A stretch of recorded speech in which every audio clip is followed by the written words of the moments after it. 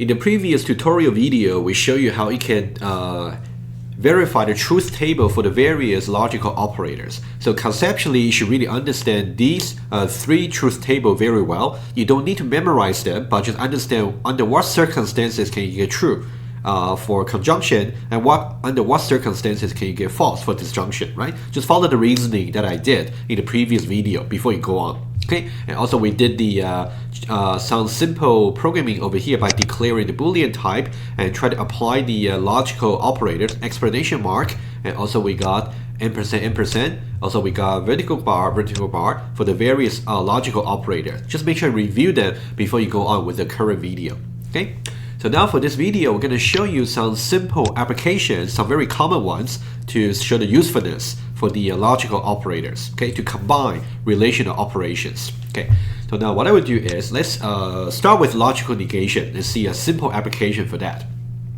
Let me just create a new class over here and say new Java class. Okay, so let me just say logical operation app.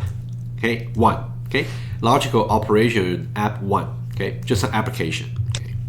Okay, and then choose a main method text box and then checkbox and then say finish. Okay, let's now do the following.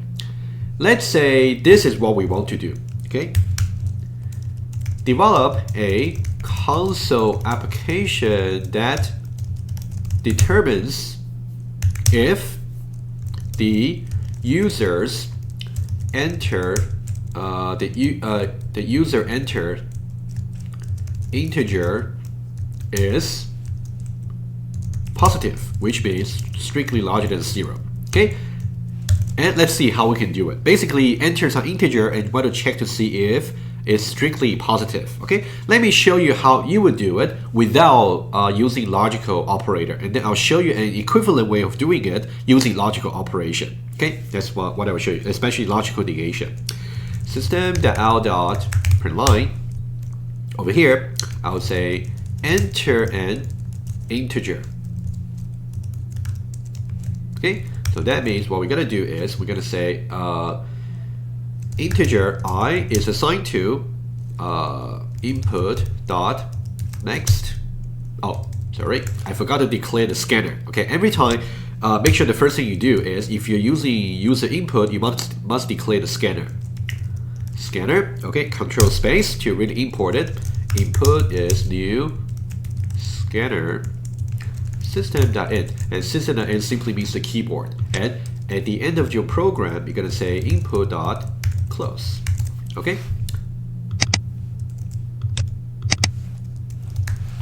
Okay, input.close. And now over here, we're gonna say input.next int. Okay, that's what we have. Basically, we're reading some input integer from the user and then store that in I. So we covered that in the previous video. You can refer to that if you're not so confident with this line. Okay, so basically, this is what we want to do. System.out.println. So we're gonna have some. We're gonna do the processing and also the console output at the same line. Okay, the integer, the number. Let's say the number you enter was positive. Okay, and now how can we do that, right? So what we can do is we can simply say I is strictly larger than 0, right? That's one way to do it. Okay, you can either do it this way or you can use a variable to store the result. Okay, let me also show you how you can do it. Okay, so this is solution 1.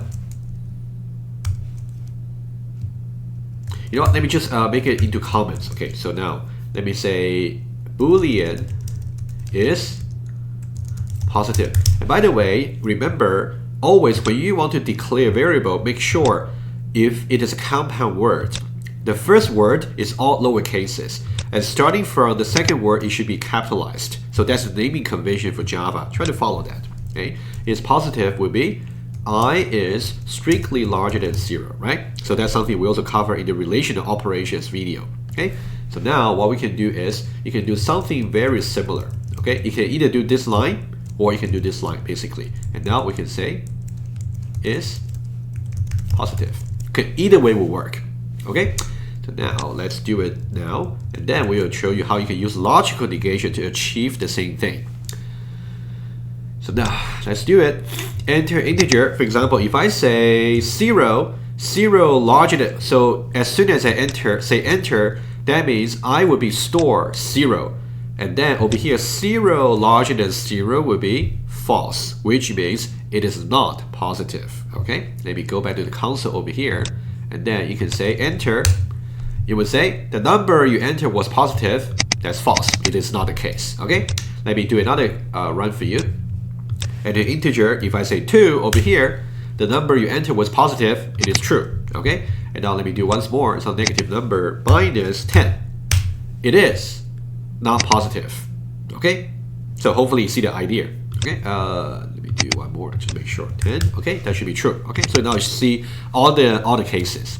Okay, so now what I want to do is I want to show you this. I want to use some logical negation to show you something that will be just equivalence. Okay, so now what I would do, how about this? To really avoid confusion, I would say rename this 1.1. Okay, actually your class name cannot contain point. Okay, what about 1.1a? Okay, that's what I would do. Okay, highlight the class, right click, and then say refactor. So now we can rename the class. Okay, I want to show you it's basically two versions, 1a over here, and then continue. Okay, now I'm gonna copy this class and get 1b. Okay, so now if you click on this, and you can right click and simply say copy. Okay, and then right click again and you say paste. So now I will call that 1b. Okay, now in this version 1b, I'm gonna achieve the same external behavior. However, I'm gonna do it slightly differently. Okay, so basically think about this. Let's do this. Let's understand this. The logical negation of I larger than 0, which is exactly over here, is not the case I larger than 0, right? Okay, so this is something we'll try to explain to you later in the course to actually to give you a little bit more insight into the mathematical form. Okay, but now one way to think of this is like this. What's the logical negation for I larger than 0? Think it this way. If you think about this is the number line. Okay, this is a number line over here. So let's say this is the point 0. Okay, when you say I is larger than 0, so what are you talking about? When you say I is larger than 0 over here, you're talking about all this part over here, right? I is larger than 0. Everything that's to the right and does not include 0. So now if I try to do the negation of I larger than 0, so if I say not the case, and then parentheses to make sure it is applied to the result for I larger than 0. In that case, if I try to do, so not the case that I is larger than 0, it's going to be basically everything that's not covered by the blue, okay, including 0 and then everything to the left. So what is that equivalent to? It is equivalent to basically this. It's equivalent to I less than or equal to 0. Okay, hopefully that's quite intuitive to you, so I don't need to explain any further. Basically, whenever you want to have, for the negation of larger than, you got less than or equal to. What about the, if I say, what would be the negation for I less than 0? It would be just equivalent to I larger than or equal to 0. Okay, you can do the same exercise on the number line. I'll relay that to you. Okay, so hopefully that makes sense to you. So what I would do is, and over here, for I less than or equal to 0, I can think about this. You can simply, I can just say it's less than or equal to 0. Okay, that's something we already understand conceptually. Okay, I'm gonna actually do this one here, and then I'll show you how I can create some equivalent program using logical negation. Okay, so now enter integer over here, the same as before. Okay, is which is equivalent to I less than or equal to 0. Okay, so So now, let's now say, rather than it's positive, what I would do is, I would say, less than is less than or equal to 0. Again, you can see the naming convention over here. This is a compound word. This is the first part of the compound word. So this is the all in lower cases. And starting from the second word, you can see the second word is capitalized, third word is capitalized, and so on. It's capitalized, right? Capitalized, capitalized, okay? So now, less than or equal to 0, less than or equal to 0, like that. So now, when I say the number you enter was positive, which is I larger than 0, which means conceptually, right? So now we know that its negation will be just I less than or equal to 0. So now, how do I get back to the original one? Okay, I can simply basically double negation. Double negation gets you back to the original one. So what I can say is, not the case is less than or equal to 0. Okay, this one is a little bit like a logical exercise over here, right? So basically, basically it's like this. This is what we are doing. Okay, you kind of understand how I illustrate in the logical negation on the larger than, on the number line. Okay, thinking this way. Okay, thinking this way. We know that what we want to check in version number 1 in app 1 is I larger than 0. Okay, and we know that conceptually the negation of that is the negation of I larger than 0 is equivalent to I less than or equal to 0. Okay, so I less than or equal to 0 and I larger than 0, they are not the same expression, right? They're simply negation of each other. So now, how can I rewrite this original expression in a way that is equivalent? What I can do is I can take the negation of its negation. Okay, so now you can think about the logical negation for I less than or equal to 0. Let's draw that on the number line over here. If you think about this is number line over here, and then this is the original line 0. Okay, so now this is going to be included. Now think it this way. So now if I have over here, let's say I less than or equal to 0, I know that it's going to cover exactly this part over here, right? I less than or equal to 0. Okay, so this is the orange part. Now, if I try to do the logical negation for that, apply the exclamation mark. It's going to be just the other half of the number line. So what will be the blue part? So the blue part over here, you can see that this one over here, this part is not the case I less than or equal to 0. And now compare this blue part over here with this blue part over here. This blue part simply means I larger than 0. Okay, now you can see that this one over here is completely equivalent to this one here. And the way we draw diagram is we're doing a proof. Okay, so now please really try to follow this video a few times maybe if necessary. You really want to understand. So sometimes to really write something, you may have different ways to write it. Especially you can just use double negation, right? So this is something called double negation. So from here to here is negation. And from here to here is the second negation. After double negation, we get something over here that's completely equivalent to the original one. Okay, that's the idea. Okay, so please make sure you understand this part. Double negation. Okay, it might be something you already understood from your high school logic or math, but now we're just doing that in programming. Okay, we're just applying math into programming. The number you enter was positive, and then I'll say it is simply not the case. It is less than or equal to 0. And is less than or equal to 0 is logical negation of larger than 0. Okay, that's again, it's double negation. And the number you enter was positive. You can try this one as well. What I will do is I'll write it down for you. You can think about what we are trying to do over here. If you say, I'll try both together with you. So now double negation, I'll put it here, and then you can uncomment that and then try. Basically, if you do this is the original one, I larger than 0. First of all, apply a negation to it. You get I less than or equal to 0. And then the negation of I less than or equal to 0 will be I larger than 0. Okay, that will also work. Now, let's try to execute the code and see if things will work just the same way. And what I will do is I will execute the program over here, enter integer. If I say 10, okay, it was positive, true. And what about if I say, write it again, if I say -5, it would be false, okay, which is also as expected. Also, if I say 0, 0 is not positive, so it's false.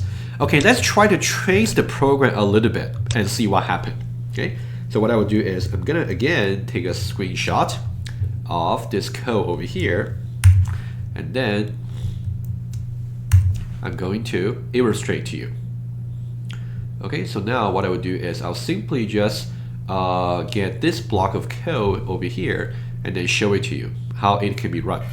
Okay, so now let's go to a new page over here and let's try to see that. Okay, let's try to copy for the clipboard. Okay, over here. So now let's see how this can be traced. Okay, so now enter an integer over here. So now what I would do is, as we do it this way, let's do different tracing. Okay, let's do different inputs. Let's say the first, let me use green over here. So the first time we do this, that's case number 1. Let's say enter some integer over here, right?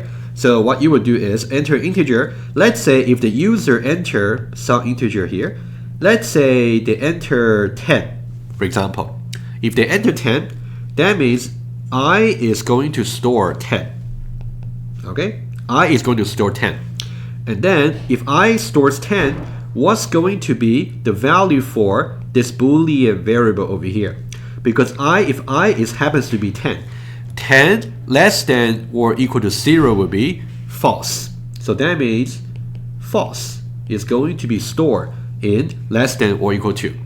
And then false is going to be this value over here.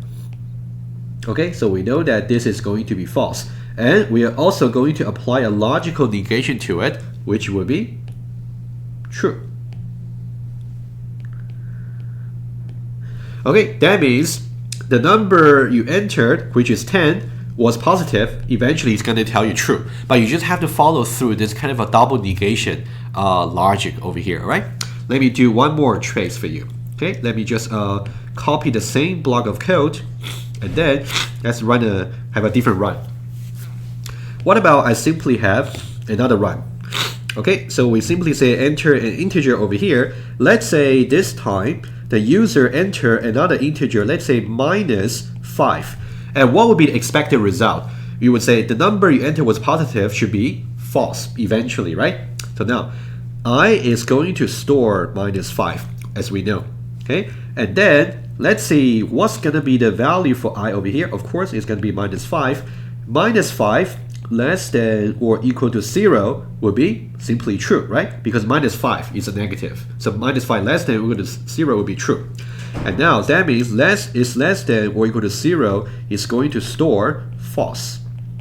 Okay, so far so good. However, the expected output from the console would be it is positive. So now that's where the second negation will come into place. So now we know that so far we know that it's less than or equal to 0 is going to store false. And don't forget, we also apply a second negation over here. And second negation is going to flip false into true. Okay, so this is the final result we'll get. So you will say the number you enter, which is -5, was positive. It's going to be, did I do something wrong over here?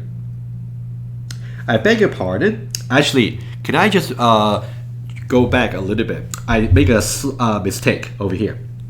Basically, okay, let me just tell you where the mistake was. So when we said over here -5 less than or equal to 0, it should be true, right? And of course, true will be stored inside this particular Boolean variable. I beg your pardon, that's my mistake. So now over here, so that means true is going to be stored in is less than or equal to 0. Okay, that's the only part I made a mistake. Okay, please just correct that. Okay, so this is the true result, and true is actually stored into this Boolean variable.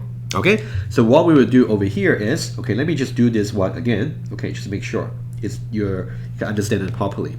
So now we know that is less than or equal to 0 over here is simply just going to be true, as we said over here, and that's actually came from over here, right?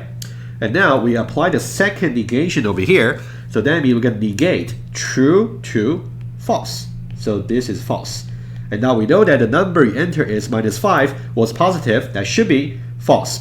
Okay, so again, my apology for the mistake, but please just make sure you can trace these two cases.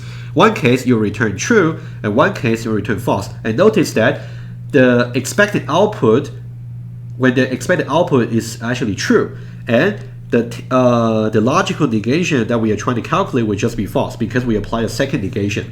When the expected output is actually false, but the logical negation for that is simply just true. But since we apply a second negation over there, so the result will still be okay. Double negation will go back to the original result. Okay. So it's really important for you to understand this kind of logic for double negation. I think that will be the simplest example to illustrate. Okay, and then in the next video, we'll show you applications for the conjunction and disjunction.